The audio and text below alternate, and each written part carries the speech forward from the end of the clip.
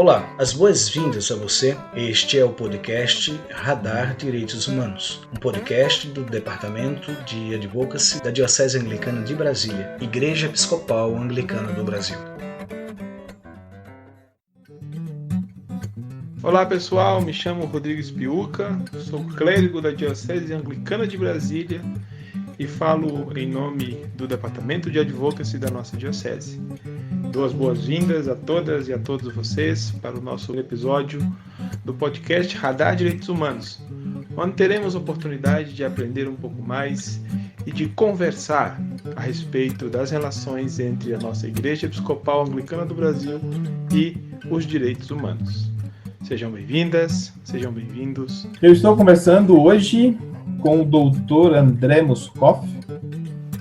O André é doutor em teologia. Ele é também professor e pesquisador do Departamento de Ciência da Religião da Universidade Federal de Juiz de Fora e é integrante do grupo de referência sobre sexualidade do Conselho Mundial de Igrejas. E nós vamos conversar a respeito da teologia queer. Seja bem-vindo, André. É uma grande alegria ter você aqui conosco. Olá, Rodrigo. Obrigado pelo convite. Fico muito feliz em participar. Nós estamos aqui no podcast Radar Direitos Humanos falando a respeito da população das pessoas LGBTQIA+. E nós sabemos que há uma parcela, um setor da teologia que vem estudando as interações a respeito da espiritualidade, das vivências religiosas dessas pessoas. E eu gostaria de saber, André, o que significa teologia queer?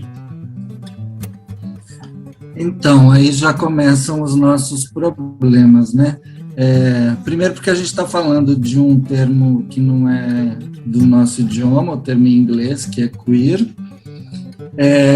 E segundo porque é difícil essa própria corrente ou essa própria forma de pensar a teologia ou qualquer outra área das ciências, ela recusa um pouco a se definir, né? Isso tem a ver com a própria proposta desse tipo de abordagem. Mas e é difícil também falar, né? Quer dizer, tem toda uma trajetória histórica de como se chega a usar esse termo, quais são as questões teóricas, políticas implicadas nele, e que justamente por isso, quando você usa o termo em inglês no Brasil, ele não tem necessariamente o mesmo impacto, né? Ou a mesma leitura que ele vai ter em contexto de fala inglesa. Mas, de uma maneira mais ampla, no Brasil, aquilo que a gente chama de estudos queer, ou teoria queer, e aí também, por extensão, a teologia, né, é aquilo que a gente chama de estudos da diversidade sexual e de gênero, né? Isso tem sido mais ou menos um consenso, né, nesse campo de estudos e também na atividade política voltada para questões de gênero e sexualidade. Talvez fundamental, né, para entender de onde vem essa perspectiva que está marcada pelo termo queer, né, ela vem do que a gente chamava há algum tempo atrás, né, de homossexualidade. Esse termo foi sendo questionado, foi sendo discutido, foi sendo, né, visto também as suas limitações, porque justamente parece que todas as pessoas homossexuais são iguais, né, e que haveria, né, uma identidade que é capaz de, em um termo que é capaz de se referir a uma diversidade muito grande, né, de experiências no campo do gênero e da sexualidade. Que depois foi, né, você usou no início aqui a sigla LGBTQIA+, né, uma sigla. O pessoal se espanta, né, porque essa sigla vai crescendo, ela vai mudando as ordens das letras, né, e é herança também de uma abordagem mais focado em diferentes identidades, e as mudanças na sigla vão mostrando justamente que né, você sempre pode pensar e elaborar e construir diferentes perspectivas a partir de diferentes experiências no campo das identidades. E o queer seria justamente, ao mesmo tempo, representar toda essa diversidade que está em cada uma dessas letras, mas muito mais do que isso, pensar também como gênero e sexualidade se relacionam com outras questões, né? Questões de raça e etnia, de classe social, questões de geração, questões de diferentes habilidades, né? A teoria queer, os estudos queer, eles partem, né, a lente que a gente usa, né, para analisar a realidade, pensar a realidade e elaborar nossas reflexões, tanto teóricas quanto nossa ação prática, ela parte, né, do campo do gênero e da sexualidade, em como nossas relações vão sendo constituídas e vão criando experiências diversas em relação a gênero e sexualidade, e todos esses outros marcadores que eu mencionei, para pensar, né, então, como que tanto a política, a economia, quanto a teologia, e aí pensando a teologia como, né, a forma que a gente tem para falar sobre a nossa experiência com o sagrado, né, com a nossa experiência com Deus, para falar sobre teologia como a nossa forma de falar sobre aquilo no que a gente crê, né, e como isso sempre vem marcado por nossas vivências, nossas experiências e nossas relações em relação a gênero e sexualidade, né. Então, a teologia queer, eu sempre digo que eu acho que a teologia queer é uma teologia que talvez em relação a outras perspectivas teológicas seja mais honesta, né?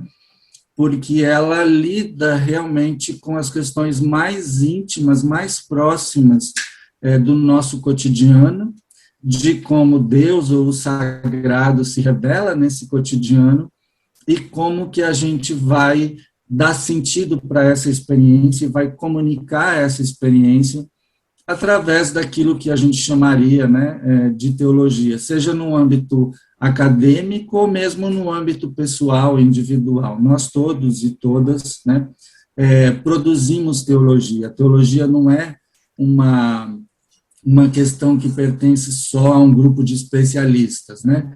Existe um trabalho acadêmico, de pesquisa, né, de reflexão mais sistematizada, mas, de fato, teologia é a forma como nós falamos, cada um de nós e cada uma de nós fala sobre a nossa experiência com o sagrado. E essa experiência sempre é marcada por questões de gênero e sexualidade, porque essas questões também nos constituem. Então, não tem como, né, na teologia queer, a gente não separa e não coloca em dois lugares diferentes a questão do gênero e da sexualidade, e da religiosidade e da espiritualidade. Essas duas dimensões da nossa experiência, elas se interrelacionam, né? Então, para falar de Deus, eu preciso falar do meu corpo, eu preciso falar da minha sexualidade, eu preciso falar das minhas relações afetivas e amorosas. Então, a teologia queer tenta dar conta, né, de justamente ir lá no mais básico e no mais profundo da nossa experiência, onde a sexualidade e a religiosidade se encontram. Então, mais do que, né, ser uma teologia que fala sobre sexualidade, é uma teologia que parte da ideia de que toda vez que nós falamos sobre o que nós cremos, ou como nós cremos, e como isso impacta a nossa vida, nós também estamos falando sobre nossa sexualidade, porque todas essas experiências passam pelo nosso corpo.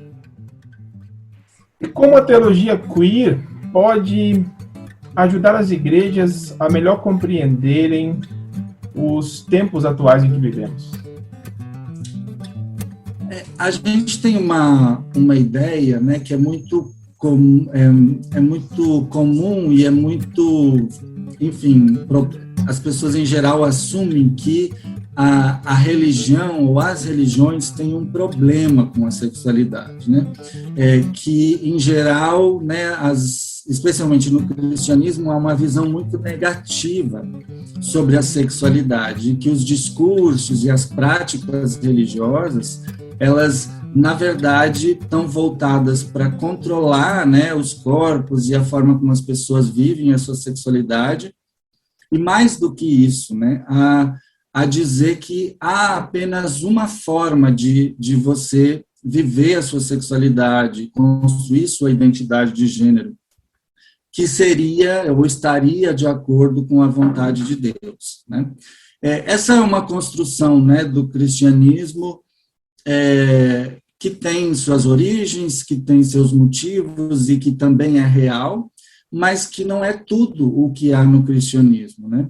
Se a gente olhar para os próprios relatos bíblicos, se a gente olhar para a história da igreja, para a própria história da teologia, a gente vê que essa visão, em geral, negativa sobre o corpo e sobre a sexualidade, ela não está presente sempre, né? Quer dizer, há outras formas de pensar essa relação, né? Ou como que se deve viver e experimentar o gênero e a sexualidade dentro da tradição cristã.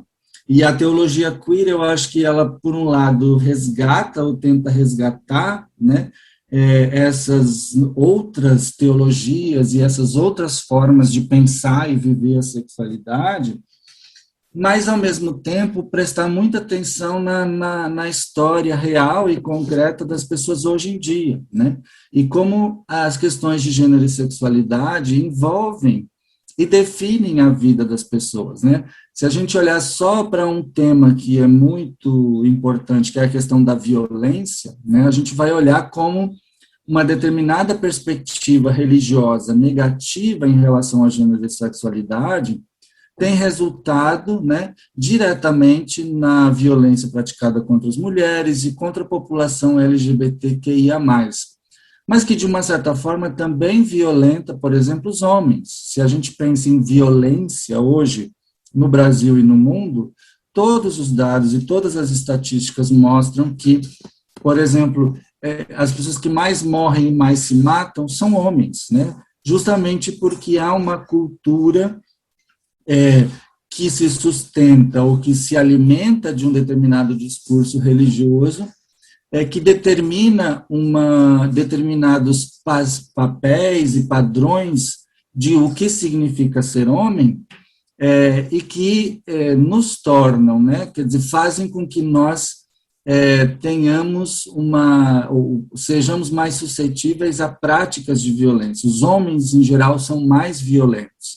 E não é porque há uma natureza mais violenta nos homens, mas é porque nós somos educados a ser dessa forma, nós somos educados a reagir com violência, né, e no nosso cotidiano não lidar com sofrimento, não lidar com situações que são, inclusive, muito mais cristãs, né, como a questão da compaixão, mas reproduzir nas nossas próprias relações cotidianas situações de violência que vão sendo criadas culturalmente, mas que também determinadas formas de compreender no campo religioso, né, o papel e o lugar dos homens e do próprio Deus, a imagem que se tem e que se cria de Deus, né, e que também é uma questão a ser resolvida, porque, em geral, Deus é visto e apresentado como um homem, e como um homem, inclusive, violento, né, que pune, que castiga, né, a gente está, de novo, numa época onde a gente se usa muito esse discurso, né, de dizer que determinadas coisas são castigo de Deus, né. Bom, essa imagem de Deus, ela é transposta também para as nossas relações e para a forma como nós nos entendemos também como homens e mulheres. E aí a gente vê como que tanto os discursos culturais, políticos, econômicos e religiosos vão se retroalimentando. Mas eu acho que a teologia queer, então, provoca, né, quer dizer, quando a gente coloca, né, a lupa ou o olhar em cima das questões de gênero e sexualidade, a gente quer mostrar que não existe uma única forma de pensar a relação entre religião e sexualidade e que o que deveria predominar e o que poderia fazer, inclusive, com que as nossas relações fossem mais justas e igualitárias é a gente reconhecer que há uma diversidade de experiências e vivências em relação a gênero e sexualidade, por exemplo, na comunidade LGBTQIA+, mas também que há uma diversidade de formas de se pensar essas questões dentro da teologia, dentro da igreja, e que a gente deveria buscar formas mais libertadoras, formas que promovam mais justiça e mais a dignidade das pessoas, de relacionar as questões de religião e as questões de gênero e sexualidade. Nós sabemos que, infelizmente, é muito comum que os aspectos relacionados à diversidade, eles não são bem recepcionados em algumas tradições, especialmente tradições mais conservadoras, né, que se aproximam de uma perspectiva fundamentalista da fé, da religiosidade. Nesse sentido, André, como tem sido a reação, ou como tem sido o tratamento que, de uma maneira geral, claro, as pessoas LGBTQIA+, têm recebido nos aspectos da sua religiosidade e nas instâncias mais conservadoras da Igreja Cristã? A gente não tem uma história muito boa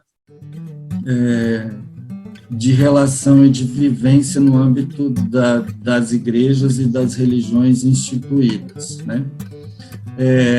Porque é uma história de negação da nossa experiência, de punição da nossa experiência, das nossas formas de nos autocompreender enquanto população LGBTQIA+, e que resultam, né, em geral, em situações muito conflitivas e violentas, desde, enfim, expulsão, estigmatização, várias formas de discriminação no meio religioso, nas nossas famílias, muitas vezes também, e que acaba repercutindo também nos mais diversos espaços da sociedade, inclusive, né, em espaços de políticas públicas e, enfim, todas essas questões que também estão implicadas na nossa vivência e no nosso lugar no mundo.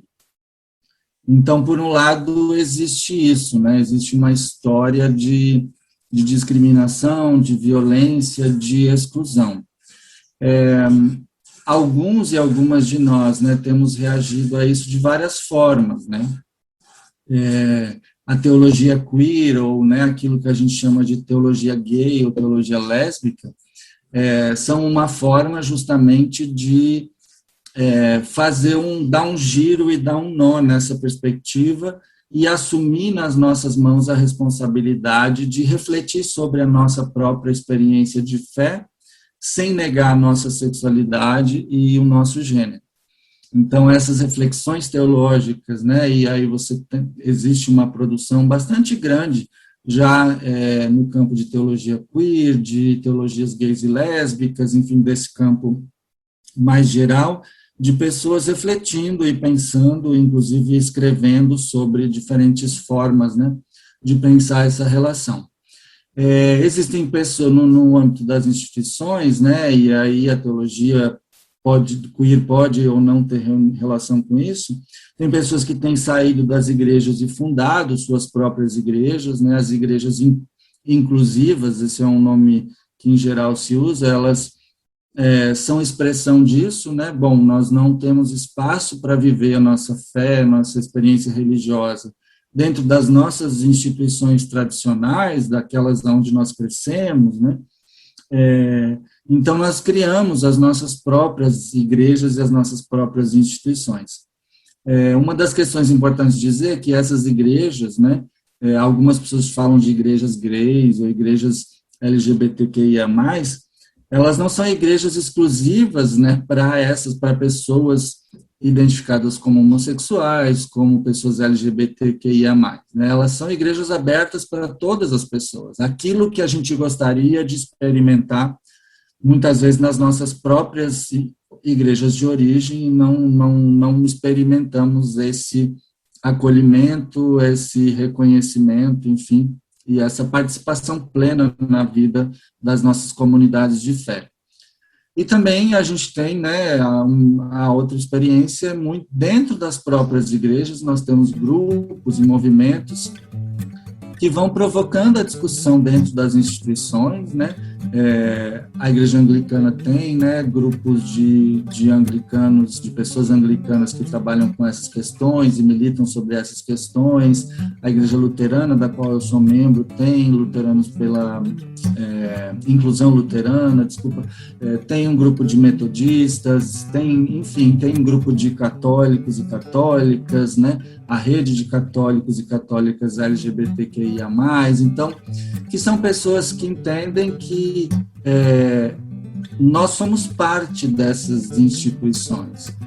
E se nós somos parte dessas instituições, nós temos o direito também de reivindicar o nosso espaço, mesmo que muitas dessas igrejas ainda não reconheçam, né, o nosso direito à vivência da nossa fé no contexto dessas instituições.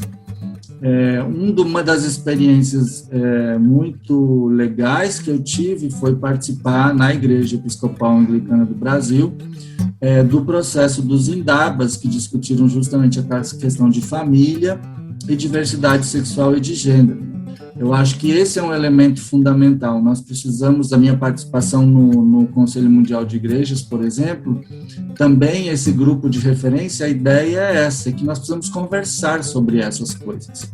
Não é mais possível simplesmente dizer que Deus condena, Deus não aceita, que a igreja não pode aceitar, porque nós somos parte dessa igreja. Nós nos sentimos chamados, chamadas, vocacionados e vocacionadas por Deus a viver a nossa fé dentro das igrejas. Então, nós precisamos conversar sobre isso, nós precisamos conversar sobre o que isso significa, nós precisamos nos ouvir. Há muitas fantasias, muitos preconceitos sobre quem são, né, pessoas LGBTQIA+, sobre o que nós queremos, sobre o que nós vamos destruir as famílias, esses discursos que circulam por aí e que têm a função justamente de criar medo nas pessoas e criar essa barreira que impede a gente de olhar olho no olho e conversar e dizer: me conta, quem é você?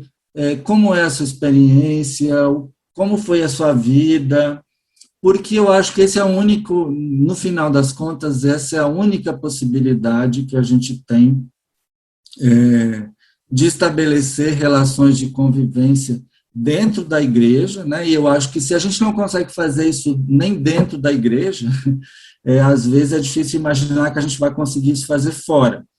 Mas é óbvio que esse é um dos grandes problemas, né, atualmente no mundo inteiro, é a dificuldade que as pessoas têm de dialogar, né, de conversar, de se ouvir, de se dispor a ouvir a outra pessoa, a experiência dela, aquilo que ela quer dizer, com respeito, com honestidade, e a gente poder, de alguma forma, discordar, mas não é discordar sobre você tem o direito ou não de existir.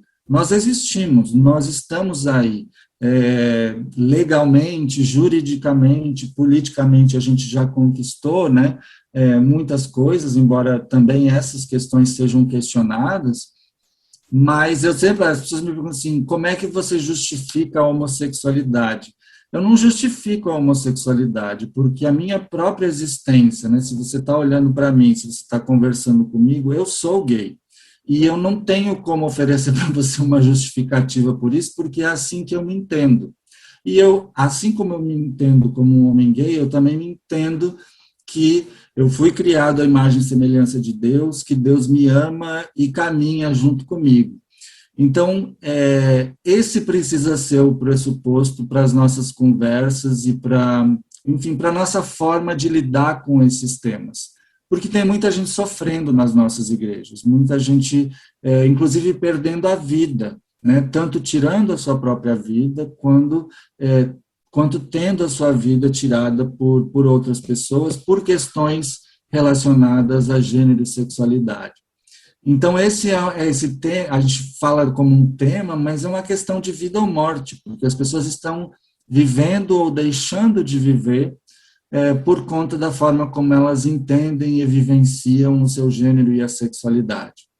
Então, acho que esses espaços de diálogo, né, de escuta, eles são fundamentais para que a gente possa criar espaços de convivência e que sejam espaços seguros onde a gente possa experimentar, né, aquilo que no campo do cristianismo, da religião, a gente chama de a graça de Deus, né? Quando a gente sente que a gente é digno e é digna e tem o direito de estar, né, em condições de igualdade, dignidade com nossos irmãos e nossas irmãs, mesmo que a gente não entenda tudo uns sobre os outros e umas sobre as outras.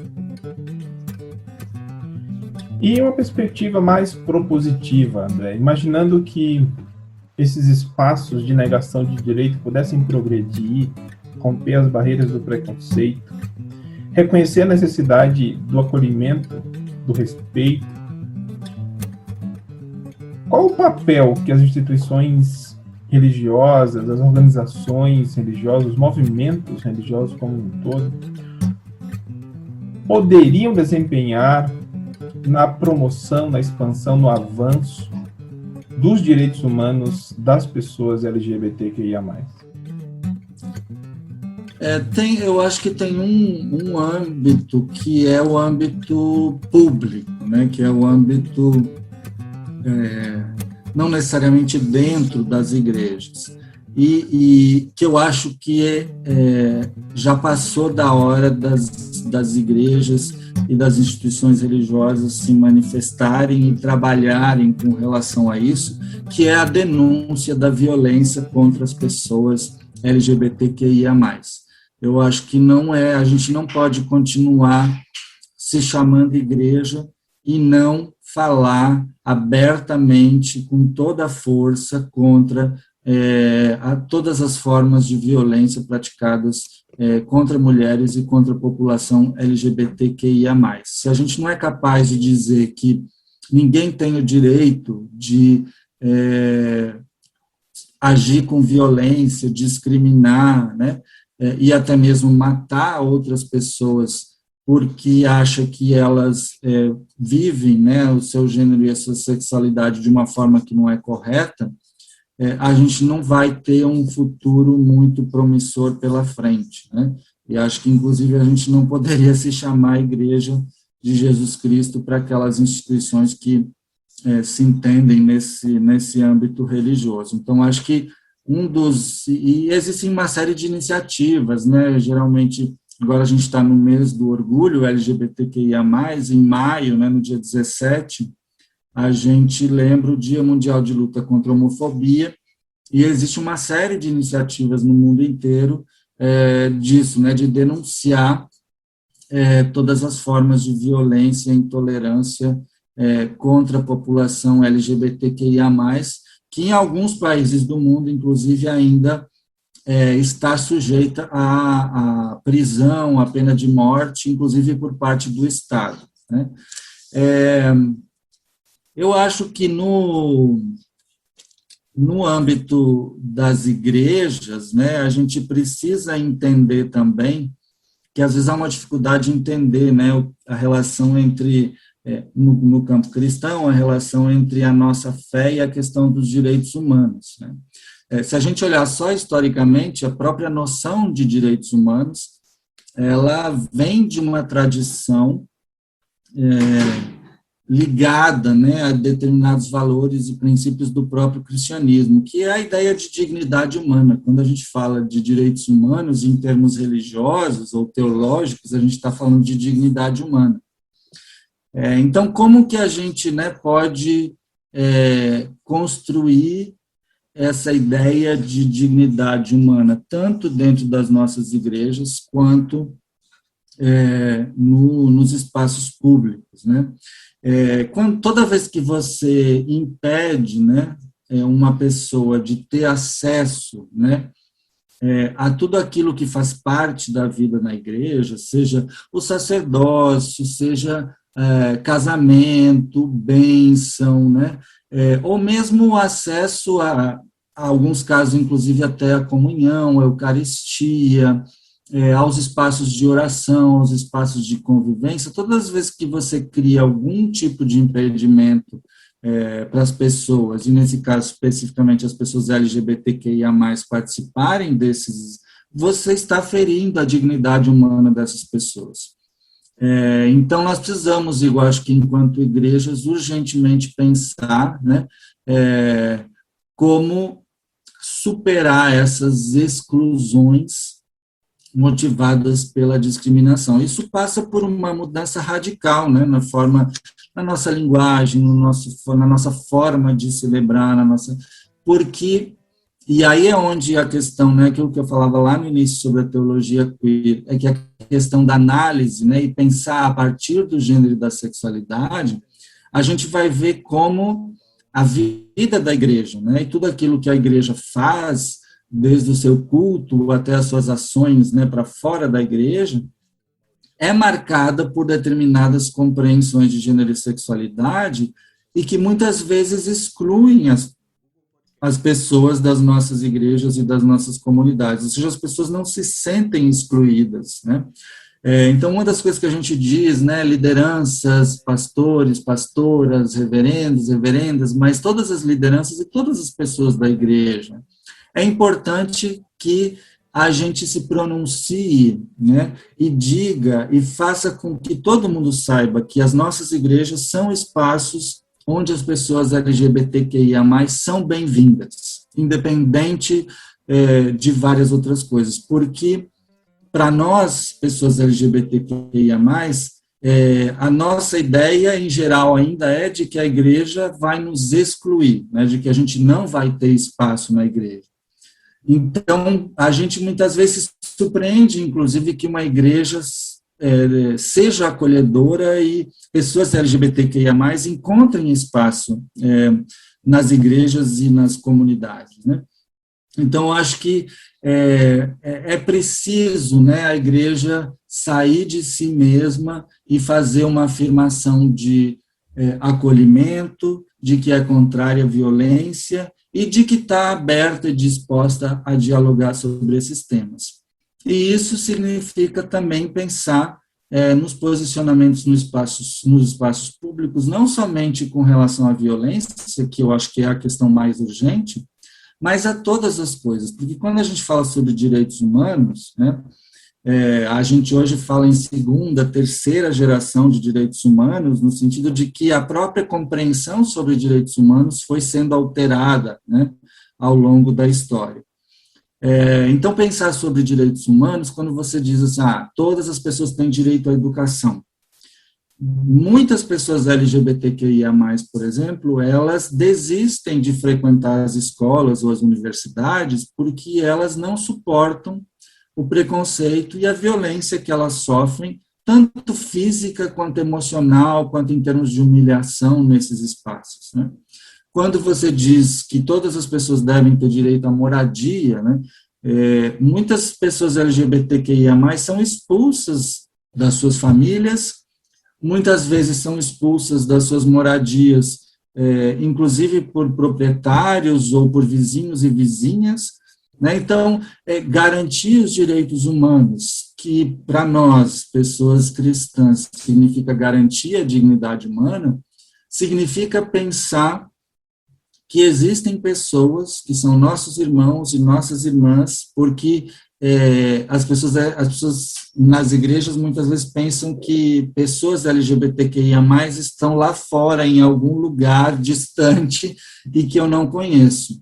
Mas justamente nós dizemos, nós estamos na igreja, nós estamos ao seu lado, nós somos seus filhos, suas filhas, seus sobrinhos, suas sobrinhas, seus primos, suas primas, e é como membro dessa família e dessa igreja que a gente reivindica também o nosso direito de participar e o nosso direito de estar nesse lugar e de contribuir para que a igreja seja aquilo que ela deveria ser, que não é uma instituição que tem o objetivo de garantir, né, o acesso e determinados privilégios a um grupo de pessoas, mas que é a própria expressão do amor de Deus pela humanidade, através de Jesus Cristo, que acolhe, recebe e que reconhece a dignidade de cada pessoa em sua especificidade, em seu caráter, em sua forma única de ser e agir. Muito obrigado, André, pela tua participação conosco aqui no podcast Radar Direitos Humanos da Diocese Anglicana de Brasília. Um tema muito relevante, que especialmente nesse mês de junho, é ressaltar a necessidade do engajamento de todas as pessoas em prol do respeito, da dignidade, da igualdade e da justiça. Eu te devolvo a palavra, André, para a tua mensagem final para aquelas pessoas que nos escutam. Queria agradecer enormemente o convite para participar desse espaço. Eu sempre digo que a gente que trabalha com essas questões de religião, teologia, diversidade sexual e de gênero, nem sempre nós temos muito espaço para poder conversar, para poder falar, para poder expor nossas ideias, porque a gente é vetado e vetada antes mesmo de a gente ter a oportunidade de conversar. Então, agradeço o convite, agradeço a todas as pessoas que estão ouvindo, né, e que de alguma forma se sentem também tocadas por essa reflexão, e convidar todos e todas para a gente seguir nesse caminho de luta e construção de um mundo justo, sem violência, e com espaço para toda a riqueza e diversidade que Deus criou. Eu conversei com o professor doutor André Muscoff a respeito da temática teologia queer e desejo que todas nós estejamos bem e saudáveis. Nos encontramos no nosso próximo episódio. Fiquemos na paz.